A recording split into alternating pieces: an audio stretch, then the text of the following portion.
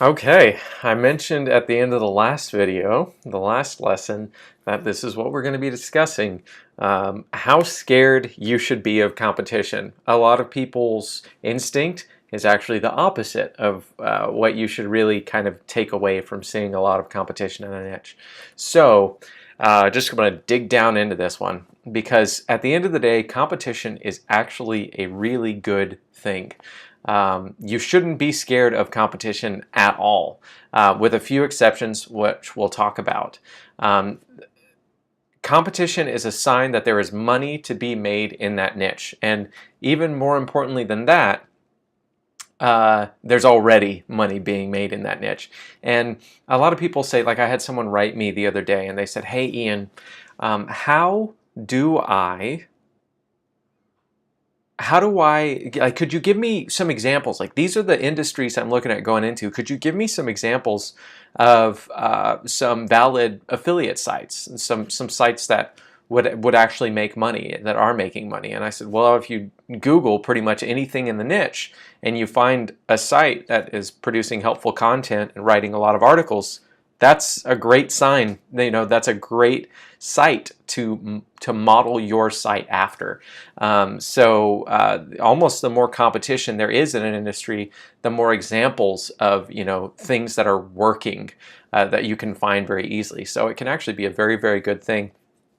At the end of the day, if you provide more value than the current competitors in the niche, it's just a matter of time before you topple them or you find yourself among them. It's a matter of posting really high quality content over a period of time, and if you keep doing that, Google themselves have said very publicly that you will break through as long as you just keep publishing really high quality content. It's just a matter of time. So if you can find ways to provide value, or provide as much value as the very tip top, the people that are doing really well in the industry, if you can do just as well and even better, if you can do better than them and provide more value, it's just a matter of time until you succeed in that niche. So that can also be true. You don't necessarily have to compete side by side with them. That can also be true, as I've discussed in past training. It can be true if you provide value in a different medium, right? So if there are a lot of people creating really, really high quality content posts, written content, you could be the guy that or gal that comes in and makes videos. Totally possible and just as valid of an approach. So the one exception I will give to kind of this rule is if you see the same 3 to 5 authority sites, so we're talking about like really heavy hitter famous websites, if everything you search in a niche is, dominated by the same 3 or 5 competitors, they have the top 3, the top 5 listings, or they are all showing up on the first page over and over again, it's probably better to pursue a different niche if you just can't find terms within that niche that these competitors aren't constantly popping up in. So a really good example is, Amazon. If you're seeing Amazon pop up 2 or 3 times towards the top for all of the search terms you're looking at, that you're putting into Google. If you're finding, really authoritative health sites like Mayo Clinic or HealthMD, another really good example is in the real estate niche. It can be really, really hard to do SEO, search engine optimization, in the real estate niche because Realtor.com and so many other Zillow, Trulia, so many of these other websites have such a stronghold on those niches. So if everything you're searching is popping up with the same heavy-hitting, very established authorities, and you just can't find any way around that, you just can't find enough keywords outside of that, I would seriously consider looking at another niche. Okay, so that's just a really good rule of thumb for the exception there. So I also want to take a moment in this lesson and talk about the most competitive and also the most profitable industries.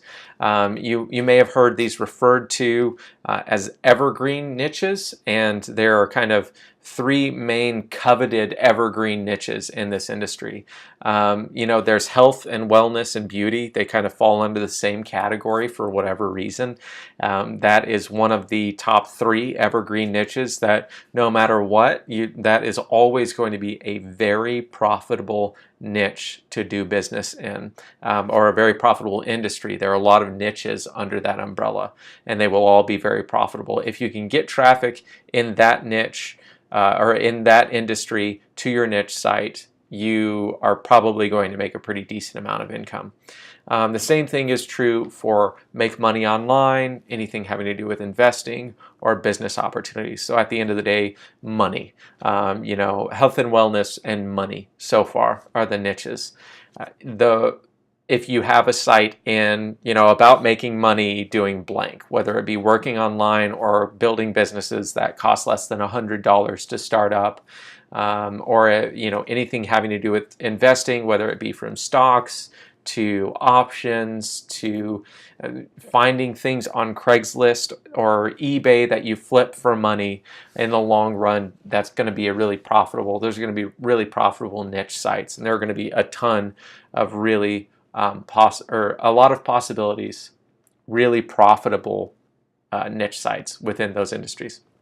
So same thing goes for relationships and dating. Those are the top three evergreen niches that, as time goes on, more and more, it's been this way for a decade, 15 years now, even longer actually. These have always been the most profitable industries for people running internet marketing businesses, whether it be a blog or an affiliate marketing site or e-commerce. If you establish yourself in these niches, it's likely to be very profitable, but it is also significantly more likely to be much higher competition. Naturally, if there's a lot more money to be made there are probably going to be a lot more people looking to get into that niche or that industry, okay? So, but if you can kind of crack a smart way in, you could be looking at a huge payoff, right? Originally, when I entered the internet marketing niche overall, similar to Free Internet Marketing Project, I wanted to start an honest review site for so many years before I did it, but I finally did it once, and it turned out to be a really, really great niche to be in. But I didn't go into internet marketing saying, hey, I'm going to teach people, how to make money on the internet, because there are so many articles about that, and it's such a saturated marketplace. So I decided what I would do not before, but when I entered the internet marketing product review space, everything you read was a positive review for the product. No matter what you looked up, no matter what search term, on YouTube, in Google, all you saw were positive recommendations, because that was how people monetized. They weren't giving honest reviews. Most of them weren't even buying the products. They were just saying, it's great, buy through my affiliate link. It's awesome, it fulfills everything it ever said it would and more, buy through my affiliate link. And I was really fed up with that, because most of these products were crap. I knew, because I was buying a lot of them, or I had bought a lot of them in the years leading up to that, and they were just crap. When I got into them, this guy gave it a glowing recommendation, and I got into it, and it was a total piece of crap.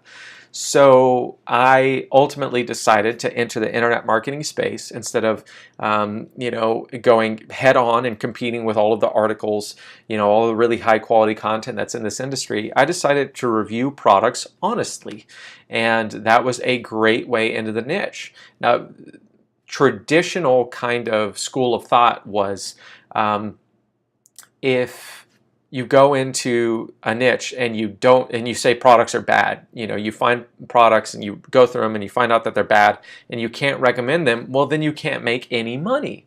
Because if you say, oh, this is crap, and nobody buys it, then you're not making any money. But what I found in time, as I was going through and giving all of those honest reviews, was there were products out there that were fulfilling similar sales claims that were totally legitimate and much higher quality, and over time people would find their way to those products. I never I could have been much more strong-handed in how I funneled people into those. Basically, there are a lot of people in the industry now that say, this is a bad product, this is a good product, though, go buy this one. And I never really did that because it just felt, for me, ethically questionable. So even though I probably shouldn't have a problem with it personally, it was just something I didn't want to do because my number one priority was helping people. I always wanted to keep that at the core of my business. And at the end of the day, if you help people, they are going to end up, a lot of them, sticking with you, following your training, digging through your site some more, and ultimately making you money. So that's a really good example of a smart way into a very, very saturated niche, and so smart, in fact, that it's taught now. It wasn't when I started No More BS Reviews years ago, when I eventually started Stopping Scams to be a more holistic site than just reviews, to incorporate training and stuff like that too, to really help prevent scams, because what better way to prevent people from being scammed than giving them really high quality training so that they don't have to go out and buy all these products. Or at the very least, when they're evaluating a product, they have a much better understanding and realistic perspective to evaluate, a better lens to evaluate that product through. So yeah, if there's a smart way in, the payoff can be absolutely huge if you thicken your skin and you can tough it out, okay? So I say all of that, again, to get down to kind of the important takeaways. Stop looking at competition as a bad thing. It's usually quite the opposite, with that one exception I talked about. If the same authorities are dominating all of the search terms you look up, it's probably better to either find a different way into that niche, find different things to write about in that niche, or just switch niches entirely. The most important thing is that you add more value, or you add value through a different medium, or you add value in a totally different way that nobody's ever added value before. So if you do those things, you will be successful in the long run in whatever niche you enter, as long as it's dealing with a buying audience. So if you can add more value, if you can add value differently than any of the people in the space are doing it, or if you can add value through a different medium, say, again, I always use the example, if there's not a whole lot of people making videos, but a lot of people making written content, and you're willing to make videos, they don't even have to be super great. We'll talk about that later in the training too. That can be those can all be really great ends to very, very profitable, high competition niches, all right? So that's the end of this lesson. Again, the take-home message is just don't be afraid of competition. If you have any questions, as always, feel free to post them to the Facebook group, free for registered members. And other than that, I will see you in the next lesson.